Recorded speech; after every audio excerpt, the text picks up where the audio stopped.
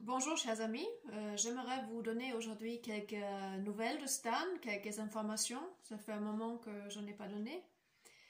Donc Stan il est passé en commission d'aménagement de peine le 29 septembre, c'est-à-dire il en résulte que ils veulent bien prendre en compte la peine qu'il a déjà effectuée au Venezuela, c'est-à-dire déduire les 5 mois de détention à Caracas de la peine totale, c'est-à-dire sa nouvelle date de sortie est le 10 février 2021.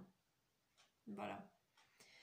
Maintenant, normalement, il y a tout un tas d'autres réductions de peine possible, c'est-à-dire les 2 mois de remise de peine dite automatique ou 2 mois de remise de peine pour la détention durant la période du Covid-19, mars, avril, mai de cette année.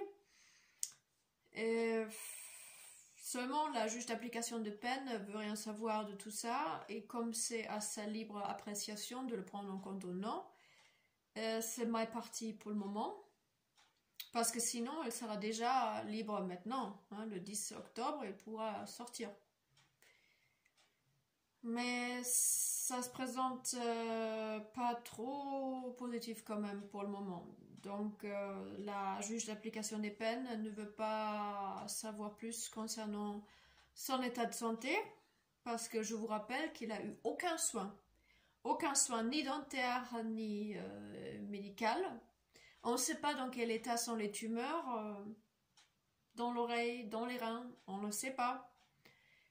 Les dents, je vous avais informé en mars-avril sur la situation urgente et qu'il ne pouvait pas attendre l'été, encore moins la rentrée, pour se faire soigner, puisque en période de confinement, c'était interdit aux dentistes de la prison d'utiliser son matériel pour soigner les dents.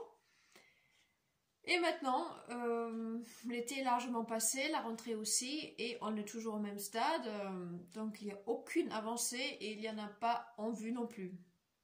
Donc je rappelle que c'est quand même sa situation médicale qui lui a fait changer d'avis concernant l'idée d'aller vouloir aller en cassation. Voilà, il s'est désisté en raison de son état de santé. Donc tout ça, c'est pas terrible. Maintenant, ouais, la nourriture, à ce niveau-là, il n'y a aucun changement non plus. Les colis alimentaires sont toujours interdits. J'ai pu, par contre, lui envoyer un colis vestimentaire, des chaussettes et chaussures pleines de vêtements. Il n'y a pas de problème pour ça. Par contre, les aliments de l'extérieur restent interdits.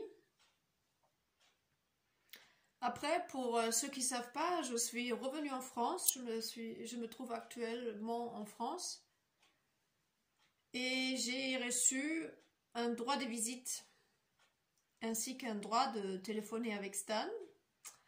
Comme maintenant les demandes ne passent plus par les juges, on peut les adresser directement à la direction du centre pénitentiaire. Donc si vous voulez faire une demande de téléphone ou de visite, vous pouvez le faire également.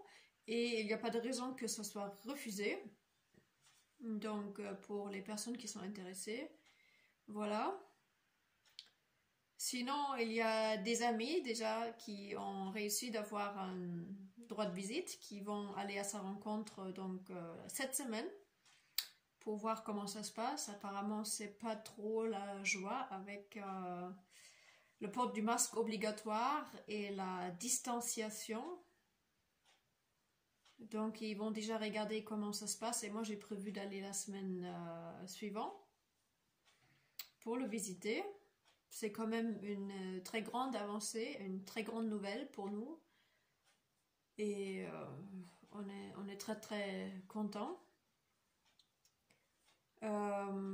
Maintenant, si vous voulez laisser un petit message à Stan à la radio le jeudi, à la radio CRI. Il est toujours content de vous entendre. Il reste collé au poste radio les jeudis. Et si vous voulez bien aussi rappeler les raisons de son incarcération, les vraies raisons de son incarcération, ça lui fera plaisir, afin que tout le monde dans la prison soit au courant de la machination judiciaire, que tout le monde soit au courant de la vraie histoire, et qu'il y a bien une inversion des faits et des valeurs et de tout. Voilà, chers amis, ça c'est pour l'essentiel des nouvelles du moment. Je vous remercie pour votre écoute et je vous dis à très bientôt.